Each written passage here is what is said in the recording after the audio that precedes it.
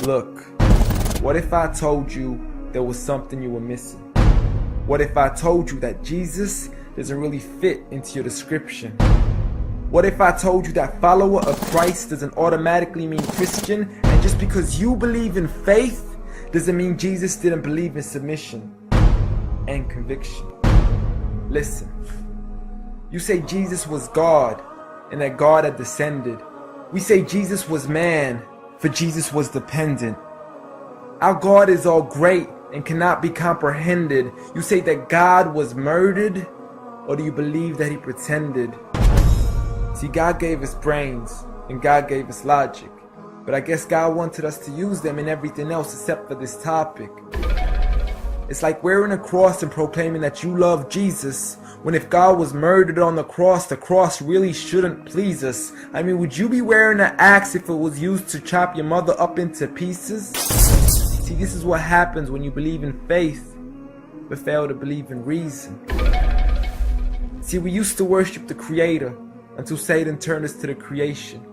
We began to worship the people and neglect the one who made them. We began to believe that God had died, but how could a God even be created? A miraculous birth, and therefore the Son of God was begotten.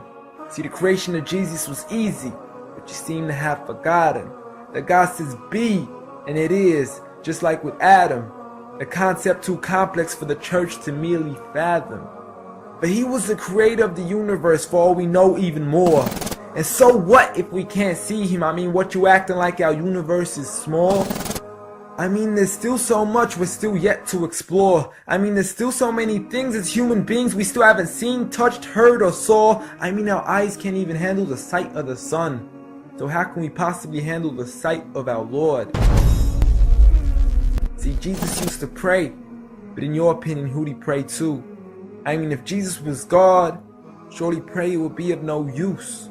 Or did he only require it when he needed to know the truth? Like when God wasn't sure whether it was the season of the fruit.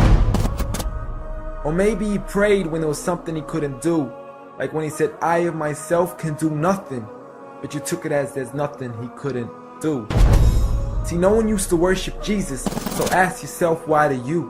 A concept so straightforward, but it's left so many confused. See, Jesus preached one God, but the church has failed to practice. And I mean, you don't have to be that dumb to know that 1 + 1 + 1 equaling 1 isn't necessarily going to give you a pass in mathematics. See, the church said 3, when Jesus said 1. Jesus said God, when the church said Son. Jesus never said worship me, rather he said pray. But you've chosen to worship Jesus despite everything he used to say. You began to think with your emotion and forgot to think with your mind. I guess you didn't pay attention when Jesus says our Father, yet never says mine. You claim to be a follower of Christ, yet you still choose to eat swine. And you call yourselves Christians, but in your churches you're busy drinking wine. And just to clarify, I do love Jesus. Matter of fact, I love him more than you. Because when Jesus said do something, I actually do. However, I'm not connected with the church nor with the Bible. See, I love Jesus as my prophet, but refuse to worship him as an idol, just like he wanted and proclaimed it as sin. So it doesn't really matter if they don't let him in, because Jesus wouldn't even want to be in the presence of people worshiping an idol of him. An act of God, bolt of lightning went straight through the outstretched hand of Jesus. This cannot be a coincidence. Before I move on, there's something I need to mention. The worshiping of Jesus is a man-made invention. He never asked for your worship so he can grant you protection.